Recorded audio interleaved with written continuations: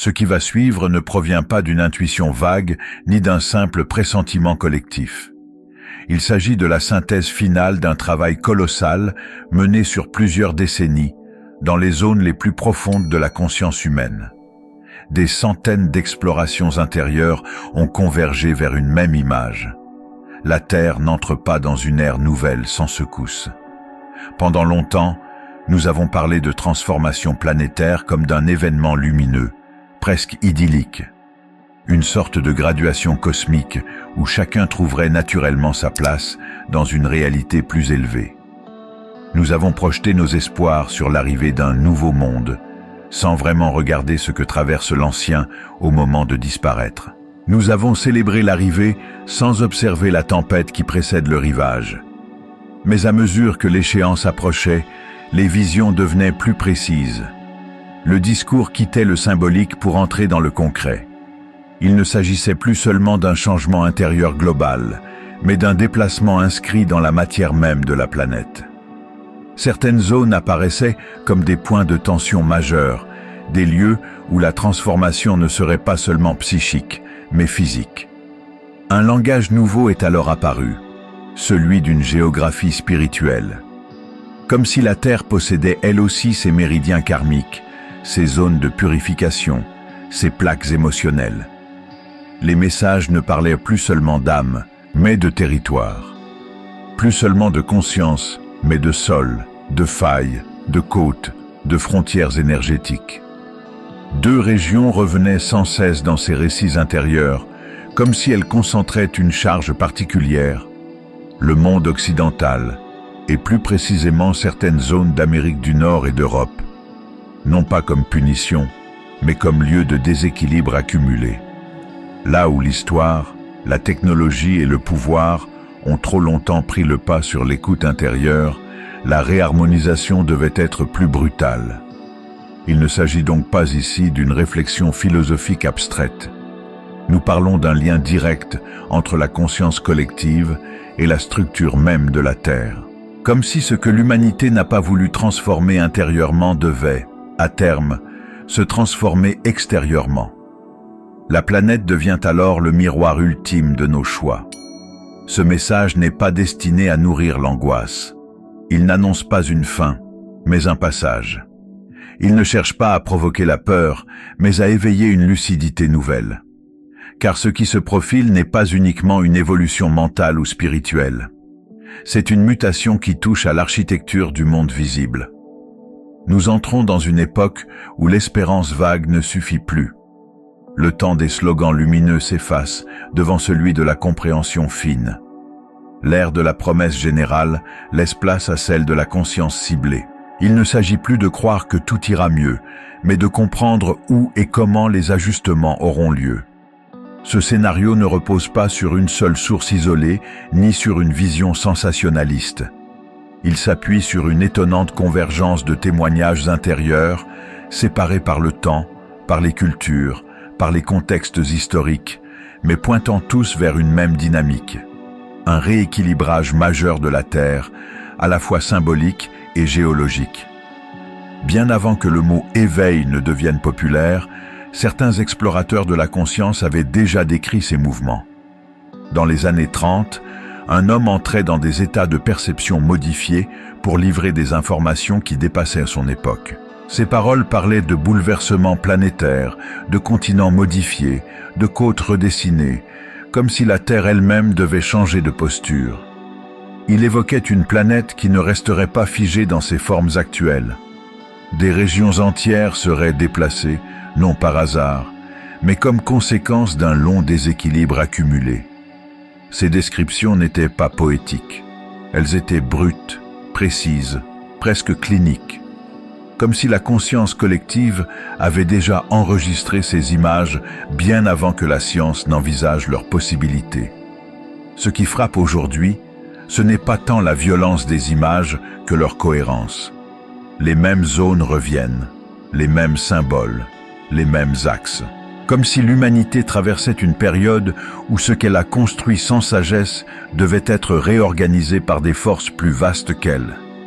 Ainsi, Le changement qui s'annonce ne concerne pas uniquement nos pensées, nos croyances ou nos systèmes économiques.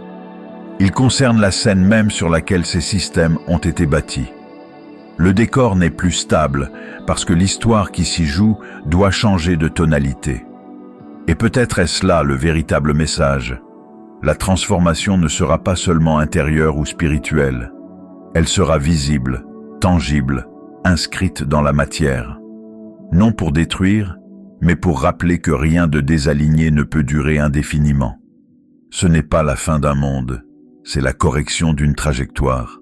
Et ceux qui comprennent cela n'attendent pas passivement. Ils s'ajustent intérieurement, avant que la Terre ne soit obligée de le faire pour eux. Certains territoires semblent porter une charge particulière dans l'histoire de l'humanité. Comme si la Terre avait enregistré, dans certaines régions, l'empreinte d'anciens excès. Les visions évoquent depuis longtemps des zones de tension sur les côtes américaines, aussi bien à l'est qu'à l'ouest, ainsi que dans le cœur même du pays. Non pas comme une menace soudaine, mais comme des points où l'équilibre naturel chercherait à se rétablir en priorité. Ces descriptions ne sont pas apparues isolément.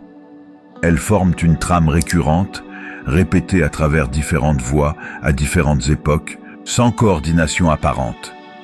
Ce qui frappe, ce n'est pas leur ton dramatique, mais leur cohérence. Comme si un même scénario était perçu depuis plusieurs angles de conscience. Des décennies plus tard, une autre exploratrice de l'esprit humain entreprit son travail avec une prudence remarquable. Elle évita volontairement toute suggestion, toute influence extérieure. Pourtant, à travers des centaines de récits intérieurs, un même message commença à émerger. La carte du monde, telle que nous la connaissons, n'est pas figée. Là où il y a aujourd'hui des continents, l'eau pourra reprendre sa place. Et là où s'étend l'océan, de nouvelles terres pourraient apparaître. Mais le sens de ces images n'était pas punitif. Elles parlaient de régulation, de réajustement, comme si la planète procédait à une respiration profonde après une longue période de tension. Une sorte de retour à un équilibre oublié, à la fois énergétique et matériel. Avec le temps, les informations reçues changèrent de nature. Elles quittèrent le terrain de la simple géologie pour entrer dans celui de la mémoire planétaire. Il n'était plus seulement question de plaques terrestres, mais de cicatrices invisibles laissées par des civilisations anciennes ayant manipulé des forces qu'elles ne maîtrisaient pas pleinement. Selon ces récits, certaines technologies du passé auraient laissé une empreinte vibratoire durable dans la trame de la Terre. Une empreinte comparable à une tension résiduelle, stockée dans des zones précises du globe. Ces foyers d'anciennes erreurs se situeraient aujourd'hui sous les centres de pouvoir modernes, comme si l'histoire avait superposé les mêmes dynamiques aux mêmes endroits. Ainsi se dessine une chronologie troublante. Les premières visions décrivaient les phénomènes à venir, tandis que les suivantes en révélaient le sens profond. Ce n'est plus seulement une transformation physique qui est évoquée, mais une remise à niveau karmique, une sorte de réinitialisation de la mémoire terrestre. Lorsque le regard se pose sur les États-Unis, le discours devient particulièrement précis. Le pays est souvent présenté comme un héritier symbolique d'anciennes civilisations disparues, portant à la fois leur grandeur et leurs excès.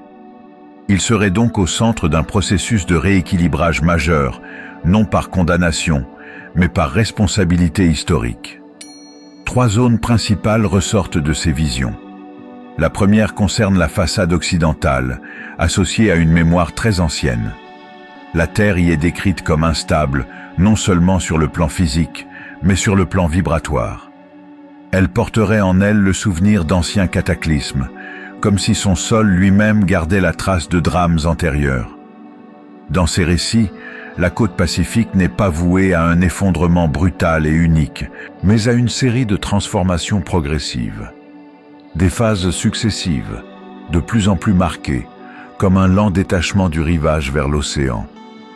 Une évolution étalée dans le temps, laissant place à des signes avant-coureurs, à des ressentis collectifs, à des appels intérieurs au déplacement. Le Sud serait touché en premier, puis le mouvement remonterait lentement vers le nord, suivant une logique de libération graduelle plutôt qu'un choc instantané. Ce processus est décrit comme une respiration longue de la Terre, un mouvement de guérison plus qu'un acte de destruction. Dans cette vision, la planète n'agit pas contre l'humanité, mais pour elle. Elle cherche à se délester d'anciennes mémoires de déséquilibre, tout comme un être humain doit parfois traverser une crise pour se libérer d'un traumatisme ancien. Ce que nous appelons catastrophe serait alors, dans un autre langage, une thérapie à l'échelle planétaire. Ce message ne cherche pas à nourrir la peur. Il invite à une autre forme de préparation, intérieure, à développer une sensibilité qui permette de percevoir les changements avant qu'ils ne deviennent visibles, à comprendre que l'alignement personnel devient une boussole dans un monde où les repères extérieurs se déplacent. Ainsi, ce qui est annoncé n'est pas un jour de chaos, mais une période de transition. Un passage lent, parfois inconfortable, mais porteur d'un sens plus vaste. Ceux qui apprennent à écouter les signaux subtils ne subissent pas les événements de la même manière. Ils les traversent en conscience. Et peut-être est-ce là l'essentiel. La Terre change, non pour effacer l'humanité, mais pour l'obliger à grandir. Elle ne détruit pas, elle réajuste. Elle ne punit pas, elle enseigne. Et ceux qui comprennent ce langage cessent de fuir l'avenir, pour commencer à s'y préparer intérieurement.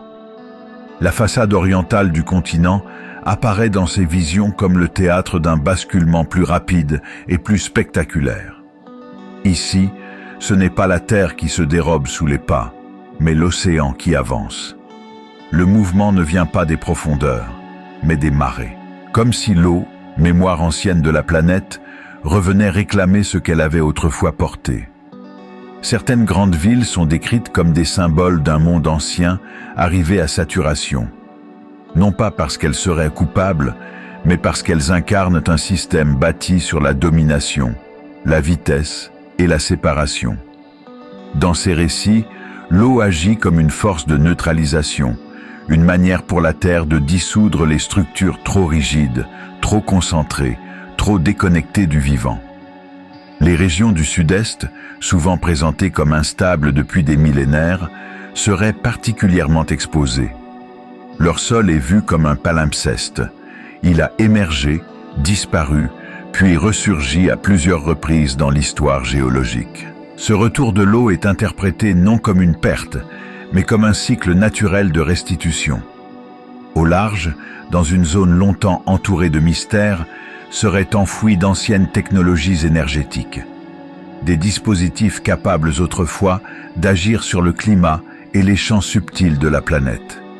Leur réactivation progressive provoquerait une réorganisation massive des flux océaniques, créant des déplacements d'eau auxquels les littoraux modernes ne seraient pas préparés.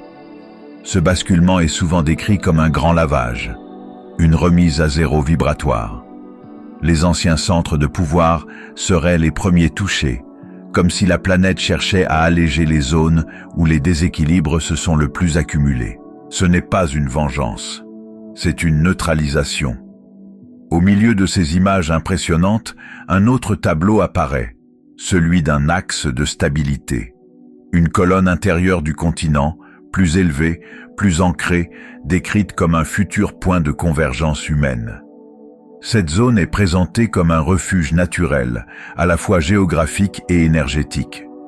Les chaînes montagneuses y jouent un rôle de colonne vertébrale, maintenant la structure du territoire pendant que les bords se transforment.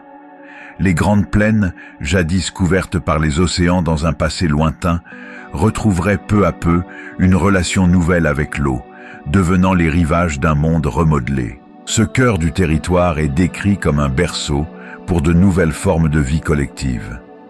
Des communautés moins centrées sur la domination et plus sur la coopération y émergeraient.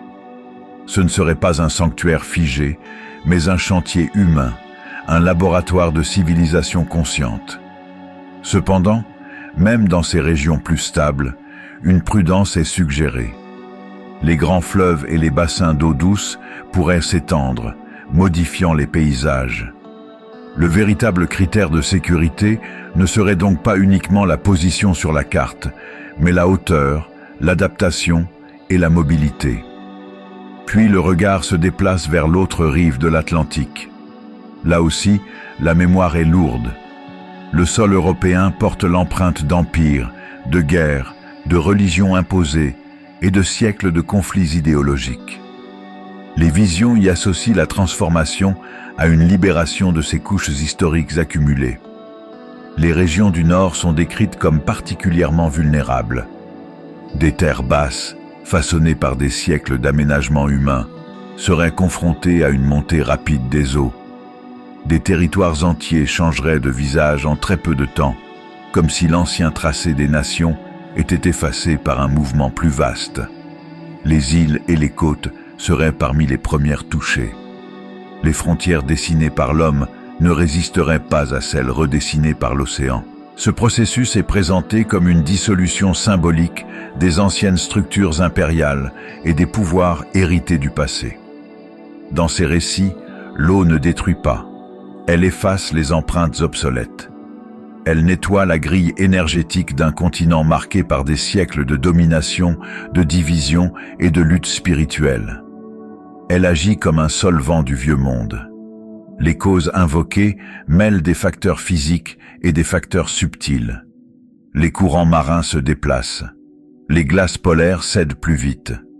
Mais derrière ces mécanismes visibles, une autre logique est suggérée. Celle d'une planète qui cherche à rééquilibrer ses pôles, ses charges, ses mémoires. Ce qui se dessine à travers ces images n'est pas une apocalypse, mais une migration de la conscience hors de ses anciens repères. Les cartes se transforment, mais c'est surtout la manière d'habiter la Terre qui est invitée à changer. Le monde ancien s'est construit sur la conquête. Le monde nouveau se bâtira sur l'adaptation. L'un s'accrochait aux frontières, l'autre apprendra à suivre les mouvements. Et dans cette transition, la véritable sécurité ne sera ni politique ni technologique. Elle sera intérieure. Elle viendra de la capacité à lire les signes, à sentir les cycles, et à ne plus croire que la stabilité est une possession. Car la Terre n'est pas immobile, elle est vivante. Et lorsqu'elle change de respiration, l'humanité est appelée à apprendre un nouveau rythme. Dans les visions liées au sud de l'Europe, la transformation prend une autre forme. Ici, ce n'est plus l'eau qui avance, mais le feu qui s'exprime. La Terre ne se contente pas de bouger. Elle respire par ses volcans, comme si une mémoire ancienne cherchait à remonter à la surface. Certaines régions seraient traversées par une agitation tellurique intense, révélant des forces longtemps contenues sous la croûte du monde. La péninsule italienne apparaît comme un point de réveil majeur. Des montagnes de feu, endormies depuis trop longtemps, seraient appelées à se manifester avec vigueur. La mer elle-même ne resterait pas immobile. Le bassin méditerranéen se redessinerait sous l'effet du déplacement lent mais irrésistible des plaques continentales. De nouvelles terres émergeraient, tandis que d'autres s'effaceraient, comme si la carte ancienne devait être réécrite.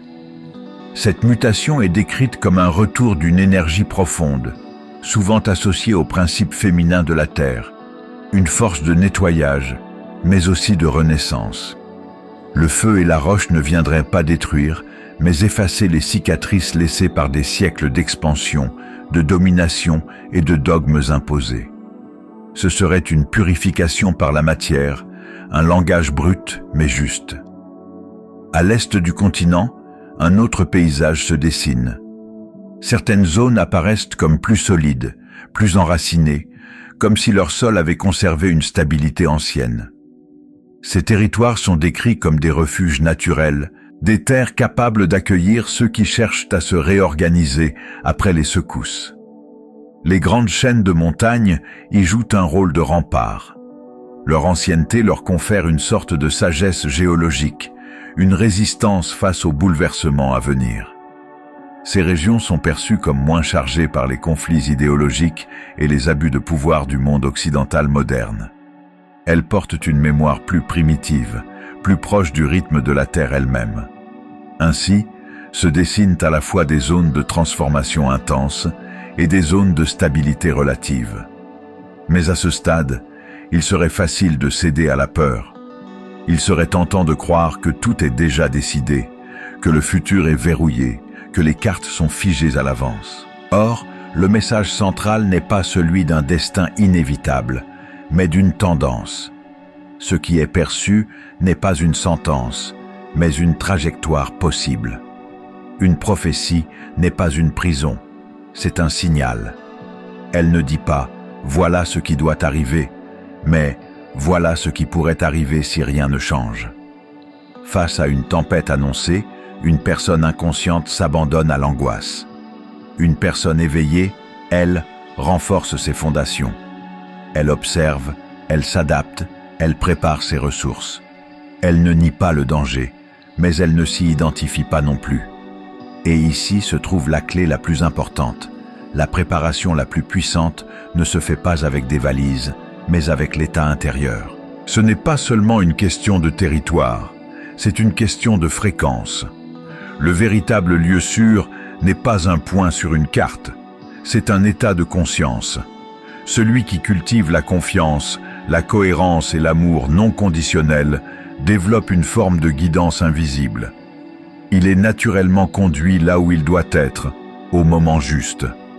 Même au cœur d'un chaos apparent, une protection subtile peut se créer autour de lui, comme s'il devenait imperméable à la panique collective. À l'inverse, celui qui nourrit la peur attire l'instabilité, même dans les endroits les plus réputés sûrs. La géographie extérieure reflète alors une géographie intérieure. Les bouleversements physiques sont le miroir d'un bouleversement de conscience. Ils ne viennent pas punir l'humanité, mais la pousser à changer de posture.